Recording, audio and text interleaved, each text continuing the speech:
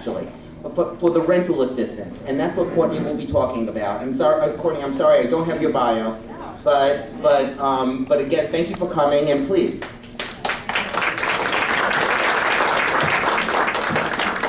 Good morning, everyone.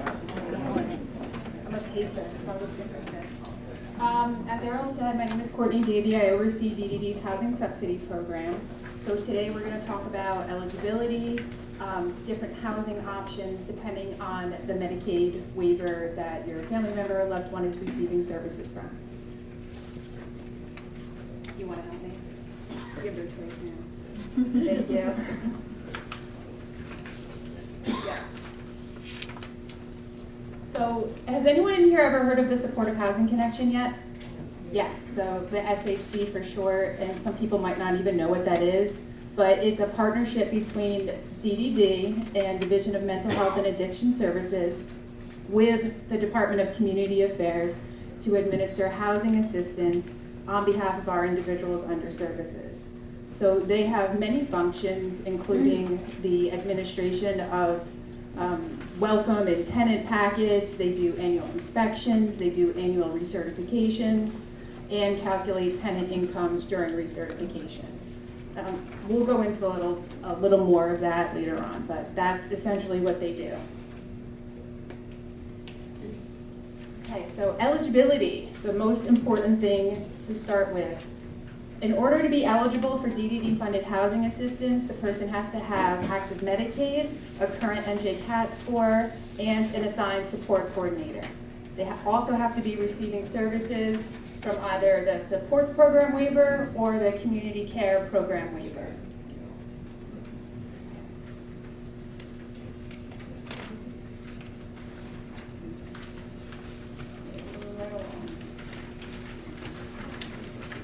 The different housing options are listed here depending on the Medicaid waiver the person is under. And you can see they're all but identical. The only difference is the community care program, you are able to live in a licensed group home or a supervised apartment. Everything else is identical.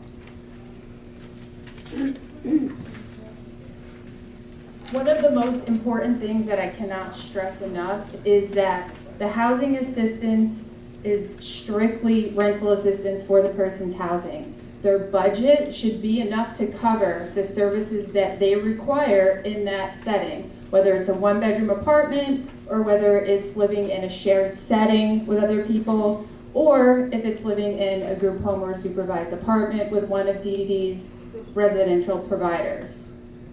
It is extremely important and definitely something to consider and think about before applying for housing assistance.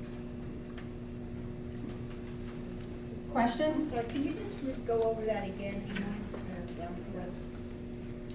One of the most important things to consider prior to applying for housing assistance is to, with your support coordinator, review your family member or your child's budget and make sure that it would be enough to cover the supports that he or she requires in the proposed setting.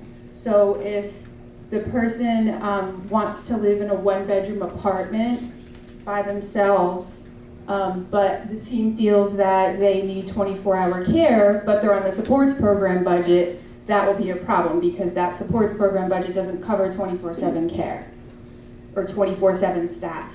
But it is in addition to the housing, so it's to support the housing environment, or the living environment. I don't understand the question, I'm sorry. So that it's separate, like housing is not part of the budget. Okay. Is that what you're asking? Yes, housing is not part of the budget at all. It's not something that is funded by Medicaid or covered by Medicaid. But if I understand you correctly, what you're saying is, but you have to make sure that the budget, the supports budget, will enable that person to live in that environment. Right. Okay. Otherwise, requesting housing assistance, I don't actually approve that part of it. I just ask people to make sure that it's enough because it's not something that I would look at and I don't know, you know, we have thousands and thousands of tenants and I certainly wouldn't know everybody and know everybody's needs. So I assume that that that discussion has been had prior to submitting the housing application. If it's something, that's glaring that I might pick up on, then I'll ask about it just to make sure. But that's exactly why I stress that. If we approve the housing assistance, it's not going to be successful for them if the right supports are not in place. So I think that's what I'm getting at and why it's important. Thank you. Okay, so these are the tenant responsibilities when they agree to receive DDD funded housing assistance. They have to notify us if they want to move. They have to notify us when they want to, when I say us, I mean me, when they want to add a household member, or if a household member has left. Any change in the living arrangement, they have to let us know about. They have to maintain compliance with the lease that they sign with the landlord. Did I hear a question? I'm sorry. Okay. They have to maintain compliance with the lease that they sign with the landlord, and again, notify us of any changes that occur throughout the year.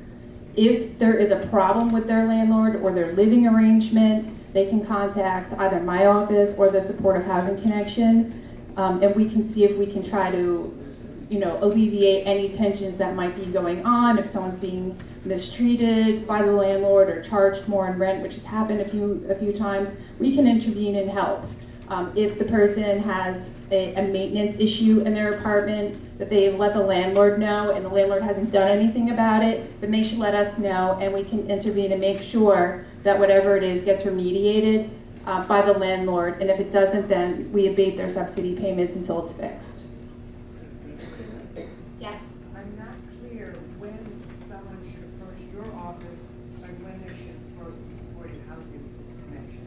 That's a good question. I think it depends. So my answer is going to be really, really clear. It depends.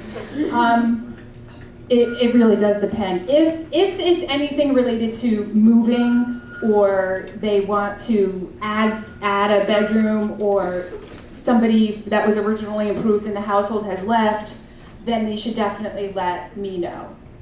If it's something simply that they had a change in income, like they were receiving Social Security benefits and working, and then 6 months later they're no longer working, and so they need their tenant contribution recalculated, that would be something that the SHC can handle directly. I mean, they could certainly contact me too, but that is something that they would definitely be able to assist with right away. But pretty much anything regarding making changes that would impact their housing assistance should come to me. Okay, so any questions on the living arrangements? Because I know this often comes up with the number of bedrooms a person might be eligible for, who they can live with, who they can't live with, where they can live. Yeah, go for it. So that is really up to the person. We do try to be as flexible as possible. Right now we have 700 people from the supports program who are living in apartments in the community, 1 bedroom. Some of the individuals live with friends who are also under services, and that is something that we can approve in most cases. We have people who are living with their family members. And in that case, that is also possible, but what we do is the housing assistance is only for people who are under services, and prior to approving that, I just have to make sure that the person who's not under DDD services has the ability to pay for their equal portion of the rent. So if it were somebody who wanted to live with their mom, they can certainly do that at a 2-bedroom unit. The rent will be split in half, and then the person under services would get that assistance. So we have a variety of different living arrangements, and like I said, we're usually flexible, assuming that everyone who's not under services can pay their portion of the rent and agrees to be on the lease. That's new. No, it's always been that way. I try to mention it because I don't think people know about it. That it just has to be a 1-bedroom unit, and it just has to be the person living there under services. I know oftentimes it's a family member or that helps take care of the person. So living together or continuing to live together, it's just a benefit for everybody if they can get some assistance with the housing costs. I saw, and I'll come up. Go ahead. So I have a question.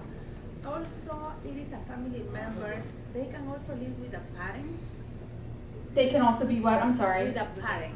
Parent. Yes, yes. Yes, they can live with the It could potentially be a parent, assuming, again, that the parent would agree to be on the lease as a responsible party and had the income to cover their portion of the rent. Oh, thank you. No, no problem.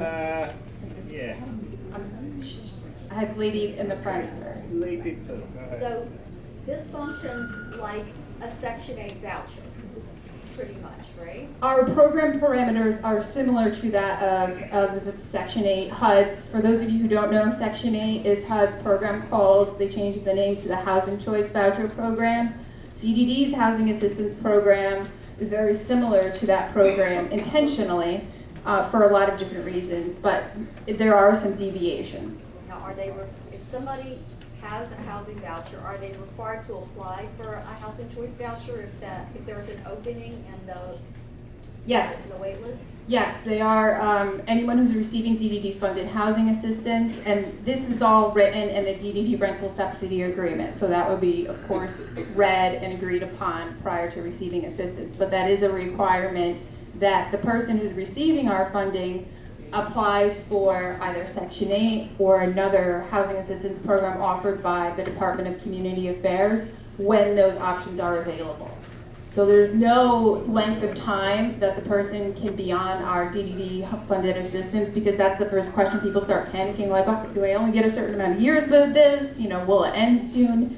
And the answer to that is no, there's not a specific time limit in which they can be on our housing assistance, but we do ask that they apply whenever options are available, because we want to then recycle our DDD funded assistance onto somebody else. Excuse me, my understanding of the Section 8 voucher is different than what you just explained with sharing with a family member or a partner. They don't seem to allow that kind of setup. Do you, Section 8, yes they do. They allow people to live together. they allow you to put somebody on the voucher, and then you're responsible, that person is responsible for 30% of the rent. So if they're an over-income roommate, that 30% would sometimes cover most of the rent, and then the Section 8 doesn't apply. They do calculate theirs different, and that's what I mentioned before about the deviations. They look at the total household income when they are, and they have income requirements. So if somebody makes a certain amount of money per year, then they're probably not going to be eligible to receive the housing assistance with HUD, with that Section 8 program. With us, it's different. We do not look at the total household. We look at everybody individually. We consider, even if it were a shared living arrangement with two people under services, let's say, we look at them separately as a distinct head of household. So they get the deductions that would apply to each person as a head of household. And also because if for some reason that living arrangement didn't work out, they each have a housing subsidy. It can go on their own separate ways and take their housing assistance with them. In the Section 8 scenario, it's the one person who has that housing voucher. If that person decides to move somewhere and not have the other people be on there as part of their household, that they can do that. And they also, like I said, look at the total income, and we don't, because the other reason for that is our funding is specific for people under DDD services. So we don't look at the household for that reason as well, because we're not giving assistance to anybody who's not under DDD services. I hope that made sense. And the gentleman in the front, I didn't mean to overlook you again. I don't know if you answered my question, but if you go, say if you have a girlfriend, right? Yeah. If your girlfriend is not on DDD, can they move in with you if they on, say if they on SSI and the other programs, but not DDD? Can they move in, but they pay half of the rent? I know that. Potentially, yeah. So yes, the answer to your question is in most cases, yes, potentially. They would just have to have the ability to pay for half of the rent, Okay, gracias. or an equal portion, depending on how many people are living there. Yes? I have a question about the house, like let's say it's a situation, a shared situation. What are the rules around the landlord itself? Can the landlord be related to the person in No. any way, shape, or form? No. That's the- No, the landlord may not be related to the person under services or any person that's living in the household. Okay, okay. Okay, that's what I was wondering. Okay, thank you. Yes? It says 90 days prior to the end of the lease, the individual will receive recertification documents from the SHC. Correct. Does that get sent to the individual, to the guardian, or to the landlord agency under which the DD has placed the interest? So you're asking, I think, two different questions, or two similar questions.